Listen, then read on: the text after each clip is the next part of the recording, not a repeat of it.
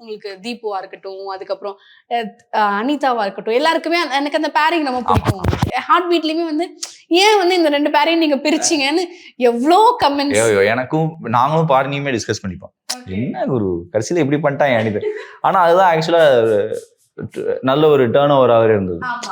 ஏன்னா அது போக போக தீபக் சாரோட எழுத்துல அது ப்ரூவ் பண்ணிட்டாரு. இதை விட இது இப்படி இருந்தாலும் அழகு, இதுக்கு மேல ஒரு இன்ச் போயிட்டாலும் இதோட அழகு கெட்டு போயிரும்னு சொல்லிட்டு அப்புறம் அதுக்கு ஒரு ஆர்க் வச்சு போட்டாங்க. பட் ஆஸ் யூ செட், ஆமா, it was very beautiful. And ஸ்டார்டிங்ல சரி அவங்க தான் அவங்க பேரா இருக்க போறாங்கன்னு பார்த்தா இல்ல, கடைசியில கல்யாணம் ஆயிடுச்சா அப்படின்ற மாதிரி இன்னொருத்தவங்க வந்தாங்க. ஆனா அது எனக்கே சர்ப்ரைஸ். அப்படியா? எனக்கே தெரியாது. ஓகே, அதை அக்செப்ட் பண்ணிக்கிட்டாங்க. கல்யாணம் டாக்டர்.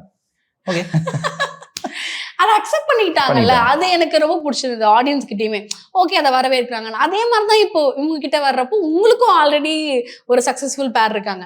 அப்ப நீங்க ஒன்னா சேரும் போது மக்கள் கிட்ட இருந்து உங்களுக்கு ரெஸ்பான்ஸ், கமெண்ட்ஸ் இல்லைன்னா மெசேஜஸ்லாம் வந்துச்சா இந்த பேரை பத்தி? உங்களுக்கு எதுவும் நெகட்டிவா வரல எனக்கு இது வரைக்கும். எனக்கும் இது வரைக்கும் எதுவுமே நெகட்டிவா வரல. உங்க பேரிங் சூப்பரா இருக்குன்னு நிறைய மெசேஜஸ் வந்திருக்கு. அதுதான் சக்சஸ்ஃபுல்லா இருந்துச்சு. சாருமே சொல்லுவார், டேய் நான் ஒர்க் பண்ற எல்லாத்துலயுமே பேர் ஹிட் ஆயிடுவாங்கடா, எனக்கு அதில் நம்பிக்கை இருக்கு. ஆனால் நான் பெருசா அதில் கான்சென்ட்ரேட், அது உண்மையும் கூட.